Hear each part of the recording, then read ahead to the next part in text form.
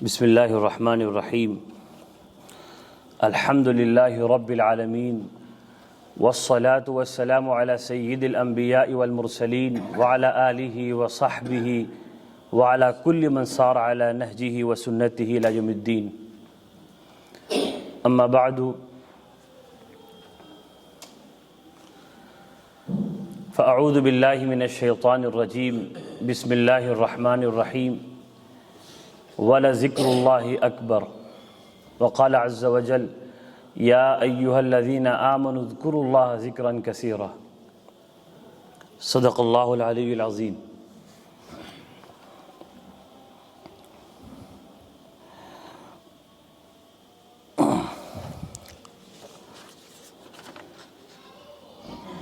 حضرت علی کرم اللہ وجہہ اپنے فرزند ارجمن حضرت حسین رضی اللہ تعالیٰ عنہ کو اللہ کے نبی صلی اللہ علیہ وسلم کی مبارک عادتیں، ان کی زندگی طور طریقوں کو بیان فرما رہے ہیں، اس لیے کہ حضرت حسین رضی اللہ عنہ نے ان سے پوچھا حضور کے بارے میں، اگرچہ وہ حضور کے گود میں کھیلے ہوئے، لیکن ایک بچہ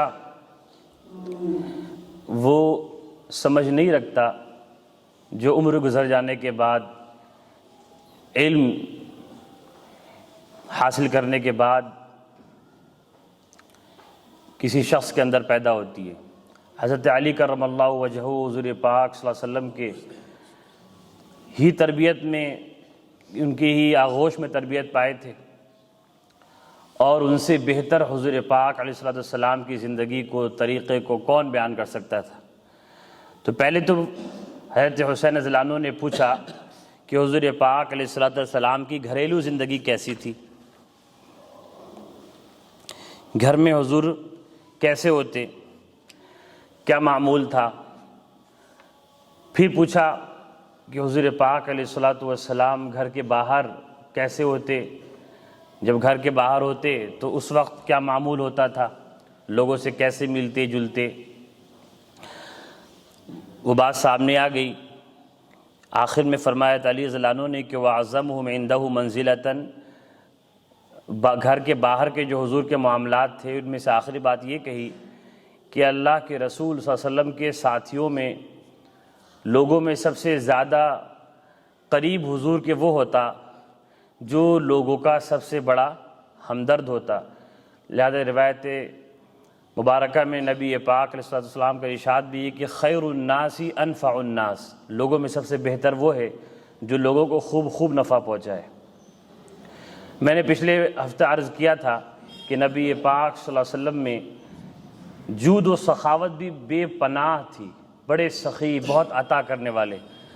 حضرت علی رضی اللہ تعالیٰ عنہ کی ایک دوسری روایت میں ہے کہ حضور پاک علیہ السلام کا ہاتھ بڑا جواد تھا، بڑا سخی تھا، بڑا دینے والا تھا، زبان بڑی شگفتہ اور نرم تھی، جسم میں جمال تھا، ذات میں وقار تھا، جو دیکھتا شروع میں ہیبت کے شکار ہوتا، تھوڑی دیر بیٹھتا تو محبت سے مغلوب ہو جاتا۔ یہ علی رضی اللہ عنہ کا فرمان گرامی ہے۔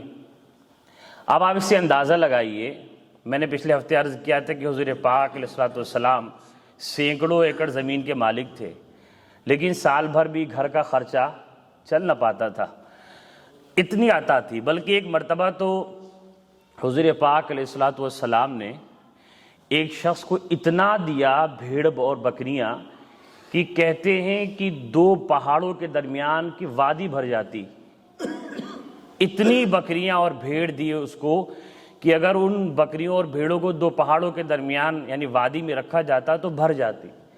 بہت زیادہ، کروڑوں کا تحفہ دیا۔ اتنا بڑا دل نبی پاک صلی اللہ علیہ وسلم کا، اور کون ہو سکتا ہے اس سے بڑا دل والا؟ اور اس کے نتیجے میں وہ شخص جب اپنے گاؤں میں گیا تو سارا گاؤں مسلمان ہوا۔ ایک مرتبہ ایک شخص کو حضور پاک صلی اللہ علیہ وسلم نے 100 اونٹ دے دیے تھے۔ 100 اونٹ، اونٹ بہت ہی قیمتی چیز ہے، وہاں کی سب سے قیمتی چیز وہاں کا جو تھا اس زمانے میں وہ اونٹ تھا۔ 100 اونٹ دے دیے۔ ایک مرتبہ تو لوگوں نے حضور سے مانگا اور حضور تقسیم کرنے کے لیے نکلے تو اپنی چادر ببول کے درخت پر رکھ کر کے بانٹ رہے تھے. سب کچھ جو کچھ تھا حضور کے پاس اس وقت بیت المال میں حضور کے اپنی ذاتی، وہ سب تقسیم کر دیا. واپس لوٹنے لگے، چادر بھول گئے. فرمایا کہ بھائی میری چادر دے دو، میری چادر تو دے دو، اس میں رہ گئی. اور فرمایا کہ اگر میرے پاس جو کچھ بھی ہو، ساری جہاں بھی ہو، وہ بھی میں ختم کر دوں بانٹ بانٹ کر کے، مجھے اپنے پاس کچھ نہیں رکھنا ہے. بڑے سخی تھے اور اس سخاوت کو پسند فرماتے تھے. تو کہا کہ حضور کے نزدیک سب سے اچھا آدمی وہی تھا حضور کے صحابہ میں، حضور کے ساتھیوں میں، جو لوگوں کے لیے بڑا ہمدرد ہوتا تھا. اب آگے بظاہر تو لگ رہا ہے بات پوری ہو گئی کہ حضرت حسین رضی اللہ عنہ نے حضور کی گھریلو زندگی بھی پوچھ لی اپنے والد گرامی سے، باہر کی زندگی بھی پوچھ لی، بہت سی باتیں آ گئیں. تو گھر اور باہر یہی دو زندگی ہے، لیکن بات پوری نہیں. کہتے فسألتہ عن مجلسہ صلی اللہ علیہ وسلم، پھر میں نے اپنے والد گرامی سے حضور پاک صلی اللہ علیہ وسلم کی مجلس کا حال دریافت کیا کہ مجلس کیسی ہوتی تھی. کیوں؟ کیونکہ حضور پاک کی زندگی میں ان کی مجالس ایک اہم درجہ رکھتی ہیں. اسی مجلس سے ہی تو فیض سارا پہنچا ہے، وہی تو حضور کا کام تھا. ایک ڈاکٹر ہو اور آپ اس ڈاکٹر کے بارے میں حال دریافت کرنا چاہتے ہو تو آپ ضرور پوچھیں گے گھر میں کیسا ہوتا ہے، کیونکہ ہر شخص گھر میں رہتا ہے. گھر میں ان کی زندگی کیسی ہے، باہر لوگوں سے میل جول کیسا ہے. اور پھر آپ ضرور پوچھیں گے کہ وہ کلینک پہ بیٹھتے ہیں تو مریضوں کے لیے کیسے ہوتے ہیں، بہت لوٹنے والے یا بڑے ہمدرد ہوتے ہیں. کیونکہ ایک ڈاکٹر کی کلینک کی زندگی آپ نہ پوچھیں، ان کی پہچان آپ نے حاصل نہیں کی، کہ اصل جو ان کا کام ہے وہ تو ڈاکٹری کا کلینک پر ہے، ہاسپٹل میں ہے. اگر آپ کو کسی ایسے شخص کے بارے میں حال دریافت کرنا ہو جو نوکری پیشہ ہو، سروس کرتا ہو، تو آپ اس سے گھریلو زندگی کے بارے میں پوچھیں گے، وہ رشتہ لگانا ہے، باہر لوگوں سے میل جول، اس کے تعلقات کیسے ہیں. اور پھر ضرور پوچھیں گے کہ کس کمپنی میں کام کرتا ہے، وہاں پہ نوکری میں وہ کتنا امانت دار ہے اپنی. اسی طرح نبی پاک صلی اللہ علیہ وسلم کی مجلس کا حال نہ پوچھیں، وہ معلوم نہ ہو، بات پوری نہیں ہو سکتی. اسی مجلس سے سارا فیض پہنچا ہے. کہتے ہیں فسألتہ عن مجلسی، اسی لیے فرمایا حسن السؤال نصف العلم، اچھا سوال کرنے کے لیے آدھا علم چاہیے. جواب دینے والے کو تو پورا علم آتا ہے، لیکن سوال کرنے کے لیے بھی آدھا علم چاہیے کہ سوال کیسا ہونا چاہیے. اگر یہ دوسرا کوئی لڑکا ہوتا تو بات پوری ہوتی، لیکن وہ بھی تو حضور پاک سرور کائنات صلی اللہ علیہ وسلم کے نواسے ہیں، جگر گوشہ ہیں، ان کے گود میں آغوش میں تربیت پائے ہوئے، وہ پوچھ رہے ہیں، ظاہر کوئی بات چھوڑیں گے نہیں. فرمایا کہ بتائیے حضور کی مجلس کیسی ہوتی تھی، مجلس کا کیا رنگ تھا، اس میں کیا انوار و برکات آپ نے دیکھی. اگر کوئی شخص کسی ڈاکٹر سے دوستی رکھے اور اس کے دوا اور معالجے سے فائدہ حاصل نہ کرے تو اس نے فائدہ حاصل نہیں کیا. ایسے ہی اگر کسی شخص نے کسی اللہ والے، کسی بزرگ، کسی دیندار، پرہیزگار، علم والے سے دوستی رکھی اور اس کے علم سے فائدہ حاصل نہیں کیا تو کچھ حاصل نہیں کیا، کیونکہ اس کے پاس وہی ملے گا. اللہ کے رسول کے پاس جو سب سے بڑی چیز ہے وہ تو نبوت ہے. ان کا پیسہ، ان کی بکریاں اور ان کے اونٹ، ان کی سخاوت نہیں، بلکہ ان کی ہر چیز بڑی ہے، لیکن ان کی جو اصل چیز جس کو دینے کے لیے وہ مبعوث ہوئے وہ تو ان کا علم تھا جو نبوت کے ذریعے حاصل ہوا تھا، ان کی تربیت تھی. تو اس کے بغیر سوال نہیں پورا ہو سکتا. آج آپ دیکھیں کہ مجلسوں سے کتنے دور ہیں لوگ، دینی مجلسوں سے کتنے دور ہیں لوگ، فرصت نہیں ہے. بلکہ لوگ تو کیا، جو دیندار کہلاتے ہیں وہ بھی دینی مجلسوں سے دور ہیں، نہ دینی مجلس لگاتے ہیں، نہ لگی مجلسوں میں شریک ہوتے ہیں، اور ہر طرف بس دنیا ہی دنیا. فقال، تو جواب دیا حضرت علی رضی اللہ تعالیٰ عنہ نے جب پوچھا کہ مجلس کیسی ہوتی تھی. فقال کان رسول اللہ صلی اللہ علیہ وسلم لا يقوم ولا يجلس الا على ذکر. پہلی بات مجلس کیسی ہوتی تھی، تو پہلا جواب، پہلی بات جواب میں کہ حضور کا کھڑا ہونا، حضور کا بیٹھنا، حضور ہر حال میں اللہ کا ذکر کرتے تھے. لا يقوم، کھڑے نہیں ہوتے، ولا يجلس، بیٹھے نہیں ہوتے، الا علی ذکر، مگر وہ اللہ کی ذکر کی حالت میں ہوتے. دائمی ذکر تھا۔ اللہ نے فرمایا اذکروا اللہ ذکرًا کثیرا، اے ایمان والو اللہ کو خوب یاد کرو۔ ذکر کے معنی اللہ کی یاد، اللہ کا تذکرہ، اور فرمایا وَلَذِکْرُ اللہِ اکبر، اللہ کی یاد سب سے بڑی چیز ہے کائنات میں۔ خود نماز بھی ذکر کا ایک حصہ ہے، ساری عبادتیں جو اللہ کے لیے کی جائیں وہ ذکر کا حصہ ہیں۔ ذکر کیسے حاصل ہوگا؟ ذکر حاصل ہوتا ہے محبت سے، جس سے انسان محبت کرتا ہو، جس سے قلبی لگاؤ ہو، دلی تعلق ہو، اور وہ یاد نہ آئے، ایسا نہیں ہو سکتا۔ یاد وہی آتا ہے جس سے دلی تعلق ہوتا ہے۔ اللہ جل شانہ نے کتنے زیادہ بڑے ہی والہانہ، بڑے ہی عاشقانہ لہجے میں، یا یہ کہیں کہ مومنوں پر اللہ جل شانہ کا اعتماد آپ دیکھیں، اللہ فرماتے ہیں وَالَّذِينَ آمَنُوا أَشَدُّ حُبًّا لِلَّهِ، کہ سچے مومن اللہ سے شدید محبت کرتے ہیں۔ وَالَّذِينَ آمَنُوا أَشَدُّ حُبًّا لِلَّهِ، کہ سچے مومن اللہ سے شدید محبت کرتے ہیں۔ بنا محبت کی ایمان ہے ہی نہیں۔ لَن يُؤْمِنَ أَحَدُكُمْ حَتَّى أَكُونَ أَحَبَّ إِلَيْهِ، کوئی شخص مومن نہیں ہو سکتا جب تک کہ اللہ، بلکہ اللہ کے رسول سے بھی اتنی محبت، جتنی اپنی جان سے زیادہ محبت، اپنے آپ سے زیادہ محبت ہو جائے۔ جو جب محبت ہوگی تو یاد بھی ہوگی۔ لوگ یاد کیسے کرتے ہیں؟ بیٹھیں گے بات کریں گے تو بات بھی محبوب کی ہوگی، خاموش ہوں گی تو خیالات بھی محبوب کے ہی آتے ہیں۔ اس کا مطلب یاد کا تعلق صرف زبان سے نہیں ہے، یاد کا تعلق تو خیال اور دل سے۔ ہمیشہ بس دل پہ جو چیز چھائی رہے وہی محبوب ہے۔ تو اللہ کو کبھی بول کر اللہ کا ذکر ہوتا ہے، کبھی سوچ کر بھی اللہ کا ذکر ہوتا ہے۔ آپ نماز پڑھ رہے ہیں اور آپ قرآن پاک پڑھ رہے ہیں، اور قرآن پاک میں تذکرہ فرعون کا آیا، لیکن آپ کے ذہن میں خیال ہے کہ آپ اللہ کے سامنے اللہ کا کلام پڑھ رہے ہیں، اللہ کی یاد، یہ بھی اللہ کا ذکر ہے۔ آپ دینی محفلوں میں بیٹھے ہیں، دینی کتاب پڑھ رہے ہیں، مقصد اللہ کی رضا ہے، یہ شرط، تو پھر وہ بھی اللہ کا ذکر ہے۔ اس لیے حضرت عائشہ صدیقہ رضی اللہ تعالیٰ عنہ فرماتی ہیں کہ کان یذکر اللہ علی کل حین، کہ اللہ کے رسول صلی اللہ علیہ وسلم ہر حال، ہر وقت، ہر آن میں اللہ کو یاد رکھتے تھے۔ تو یاد یہی ذکر کہلاتا ہے۔ محبت ہوگی تو ذکر ہوگا، جب محبت نہیں ہوگی تو ذکر نہیں ہوگا۔ محبت کیسی تھی؟ حضور پاک صلی اللہ علیہ وسلم نے اپنے ساتھیوں کو جام محبت کیسا پلایا تھا، محبت کا جام کیسا صحابہ کو پلایا تھا، اس کی ایک مثال آپ کو واقعہ بتاتا ہوں۔ بیہقی نے ایک واقعہ بیان کیا ہے۔ عمر ابن خطاب رضی اللہ عنہ کا زمانہ ہے خلافت کا، اور روم والوں سے یعنی انگریزوں سے لڑائی چل رہی تھی۔ انہوں نے ایک لشکر بھیجا جنگ کے لیے، اس کے سردار غالباً حضرت عبداللہ ابن حذافہ رضی اللہ عنہ تھے، صحابی رسول۔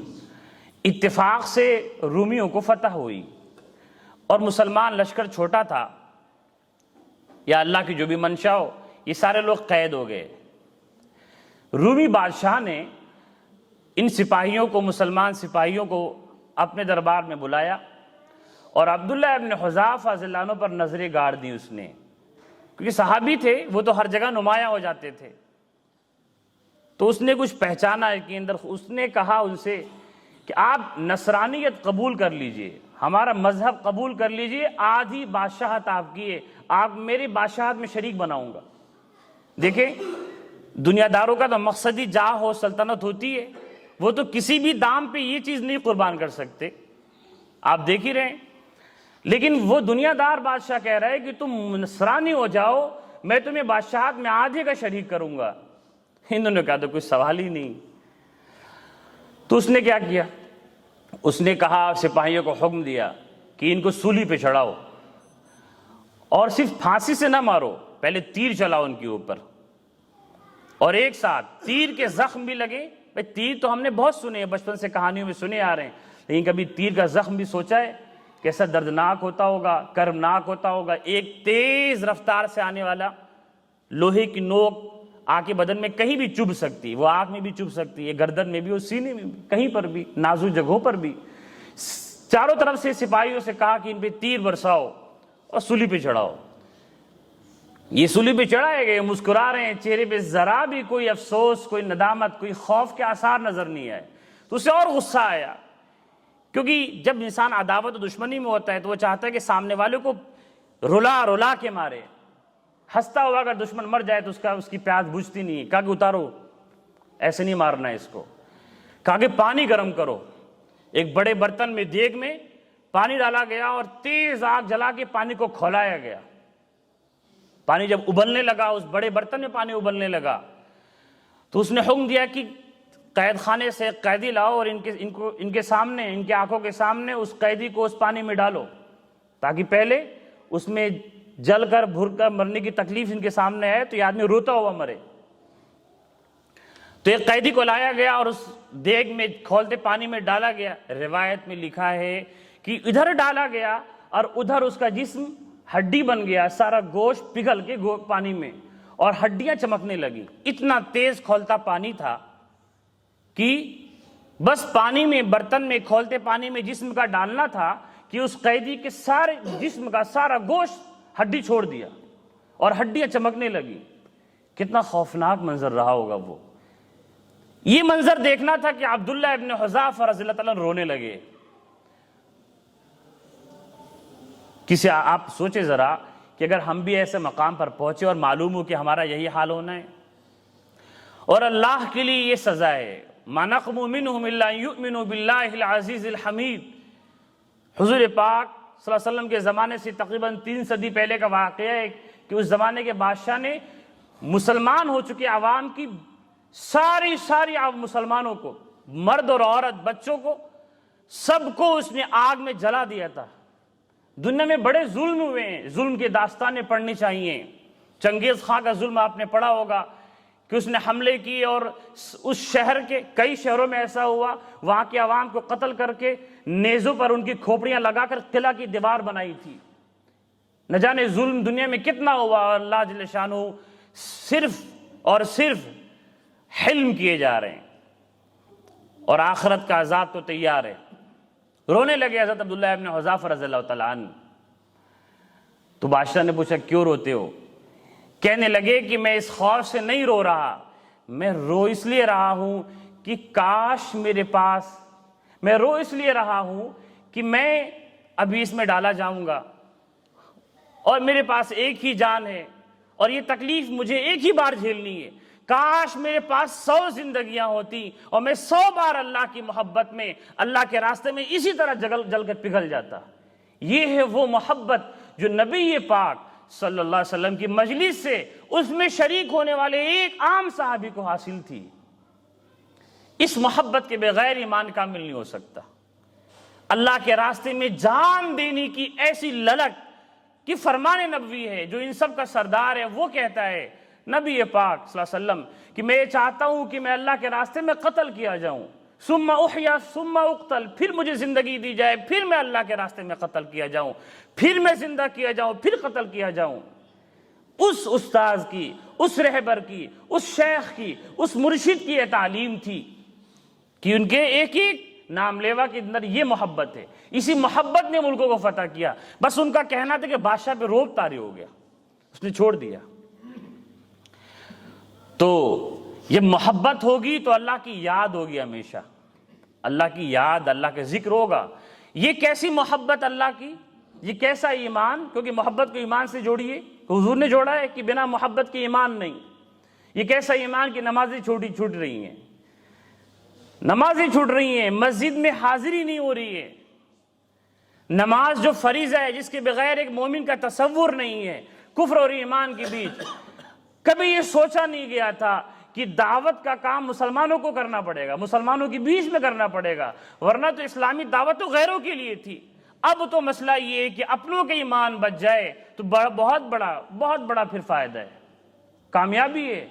ویسے تو اسلام دوسروں کو ہدایت دینے کے لیے آیا تھا۔ ہم تو حضور کے وارث، کنتم خیر امۃ اخرجت للناس، تم سب سے بہترین امت ہو، دوسروں کی رہبری کے لیے آئے ہو۔ لیکن آج قوم خود ایسی حالت میں پہنچی ہے، خود خدا کو بھول گئی۔ نمازوں کے لیے مسجد میں حاضری نہیں، حرام و حرام کی تمیز نہیں، خدا کا خوف نہیں، نہ خدا کی محبت۔ فرمایا کان لا یقوم ولا یجلس الا علی ذکر، ہمیشہ ہر حال میں اللہ کا ذکر کرتے۔ اچھا آپ بتائیے، حضور باتیں نہیں کرتے تھے، ہنسی مذاق نہیں کرتے تھے؟ کرتے تھے۔ خواب نہیں بیان کرتے، لوگوں کے حوال نہیں بیان کرتے، پھر کیوں کہہ رہے کہ ہر حال میں ذکر ہو رہا ہے؟ مطلب ہر وہ کام جو اللہ کے لیے ہو وہ اللہ کی یاد ہے. لہذا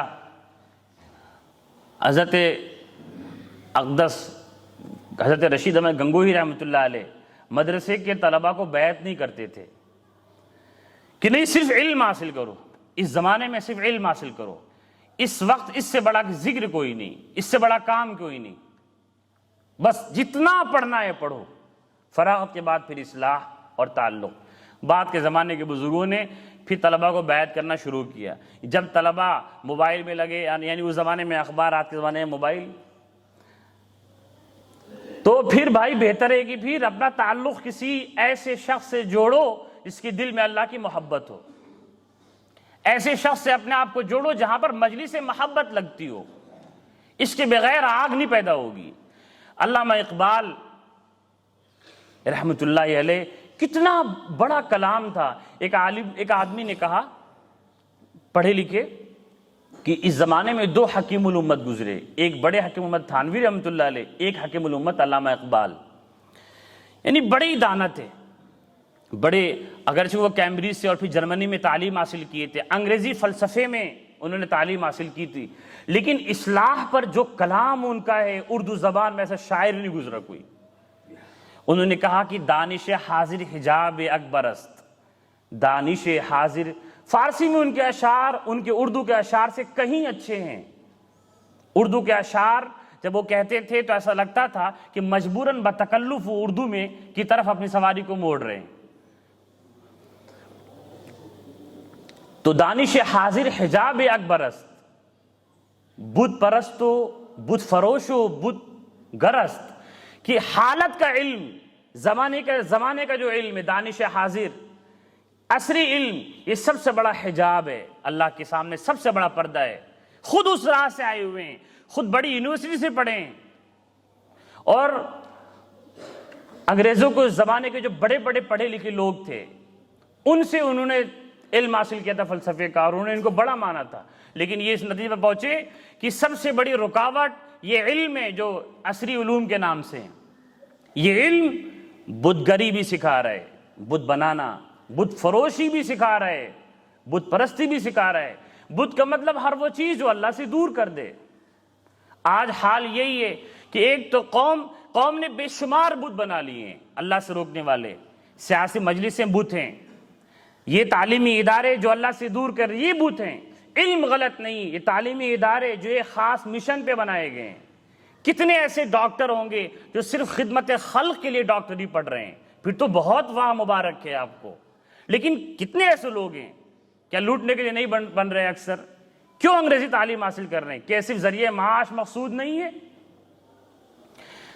یہ سب چیزیں حجاب ہیں. جب تک اس جگہ پر نہیں آئیں گے، آپ ہزار کام کر لیں، مجلسوں میں آنا پڑے گا. ایک مرتبہ واقعی مجھے ذہن میں آ گیا، حضور پاک صلی اللہ علیہ وسلم نے یہ معلوم کر لیا اور پتہ چلا کہ حضرت عمر رضی اللہ عنہ تورات کا مطالعہ کر رہے ہیں، اس کی طرف توجہ ہو گئی. خود حضرت عمر نے آ کے حضور سے کہا، بلکہ انہوں نے کہا کہ یا رسول اللہ اس میں بڑی اچھی باتیں بھی ہیں، موجودہ تورات تو اللہ کی کتاب ہے، جو باتیں اس میں وہ ساری برحق ہیں، لیکن وہ تو بدل دی گئی. یہ جو موجودہ تورات ہے یہودیوں کے پاس، اس کے بارے میں بات ہو رہی تھی کہ رسول اللہ سے بڑی اچھی باتیں ہیں. تو حضور اس وقت اس مجلس میں ابوبکر صدیق رضی اللہ عنہ بھی موجود تھے، حضور کے یار غار، حضور پاک علیہ الصلاۃ والسلام کی سب سے زیادہ قدر کرنے والے، ان کے مزاج کو خوب پڑھ لینے والے. انہوں نے کہا، عمر تم دیکھتے نہیں حضور کے چہرے پہ غصے کے آثار نمایاں ہیں. اسی کتاب شمائل ترمذی کے اندر موجود ہے، حضور جب غصہ ہوتے چہرے سے نظر آ جاتا، چہرہ سرخ ہوتا، رگیں پھڑک جاتی تھیں، اور خوش ہوتے تب بھی سمجھ میں آ جاتا، سوچتے تب بھی حضور کے جو کچھ تھا وہ سمجھ میں آ جاتا. حضرت عمر کے ذہن نہیں گیا اس طرف. فرمایا حضور ناراض ہو رہے ہیں، خاموش ہو جاؤ. پھر حضور نے بولا کہ کیا تمہیں وہ شریعت کافی نہیں جو میں لے کر کے آیا ہوں؟ اور پھر یہاں تک کہے گی اگر موسیٰ بھی آ جائیں تو تم کو میری ہی پیروی کرنی ہوگی، اور تم ہی نہیں موسیٰ بھی میری پیروی کر کے ہی بچیں گے. یہ فرمایا اگر موسیٰ بھی آ جائیں جو تورات جن پہ نازل ہوئی تو انہیں بھی میری ہی پیروی کرنی پڑے گی. نبی پاک صلی اللہ علیہ وسلم نے ہر ایک چیز بیان فرمائی. تو ان کی مجلس اور ان کا جو علم ہے وہ انسان حاصل نہ کرے اور گھنٹہ بھر فارغ نہ کرے, ہفتے میں 2 گھنٹے فارغ نہ کرے, قرآن نہ سیکھے, اس سے بڑا خسارے والا کون ہے؟ وَإِذَا انْتَهَا إِلَىٰ قَوْمٍ جَلَسَ حَيْثُ يَنْتَهِي بِهِ الْمَجْلِسُ. آخری بات, اور حضور کی مجلس کا اگلا حال سنیے. علی فرماتے ہیں جب حضور کس مجلس میں پہنچتے, صحابہ بیٹھے ہیں, لوگ بیٹھے ہیں, حضور بعد میں پہنچے, کہیں پر بھی پہنچے تو وہ مجلس ہے حضور کی, تو وہیں بیٹھتے جہاں مجلس ختم ہوتی. یہ نہیں کہ بڑے سردار بن کر کے, جو کہ سردار تھے وہ آگے بیٹھ جائیں, ایسا نہیں تھا. تواضع کا حال یہ تھا کہ جہاں پر مجلس ختم ہوتی اس سے آخر میں وہیں بیٹھتے. وہ الگ بات تھی کہ سارے صحابہ پھر ادھر ہی گھوم جاتے, وہ الگ بات تھی. لیکن حضور کے تواضع کا حال یہ تھا. حضور کے تواضع کا کہنا ہی کیا ہے؟ لہٰذا ارشاد نبوی بھی ہے کہ جیسے مثلا عام طور پہ ہوتا ہے کہ لوگ آگے بیٹھنے کے لیے کندھوں کو پھلانگتے ہوئے پہنچتے ہیں, حضور نے فرمایا ایسا شخص جو لوگوں کے صفوں کو چیرتا ہوا آگے بیٹھنے کی کوشش کرتا ہے, قیامت کے دن اس کو پلسرات بنایا جائے گا جہنم کے اوپر, لوگ اس پہ سے گزریں گے. یہ لوگوں پہ سے گزرا تھا. لیکن اگر آگے جگہ خالی چھوڑی ہے تو پھر پر کرنی ہے, تو پھر گناہ ان کو ملے گا جو آگے جگہ خالی چھوڑیں. حضور کے تواضع کا حال یہ تھا کہ جہاں پر پہنچے مجلس میں پیچھے ہی بیٹھ گئے صلی اللہ علیہ وسلم. اللہ تعالی ہم سب کو حضور پاک صلی اللہ علیہ وسلم کے صحیح متبعی میں شامل فرمائے, نقش قدم پہ چلائے, ان کے طور طریقے سے مزین فرمائے. واخر دعوانا الحمدللہ رب العالمین.